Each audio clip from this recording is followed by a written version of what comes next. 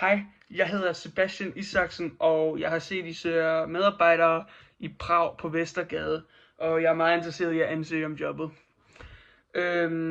Jeg elsker genbrugstøj, og jeg kan vildt godt lide jeres butik. Jeg er der rigtig meget.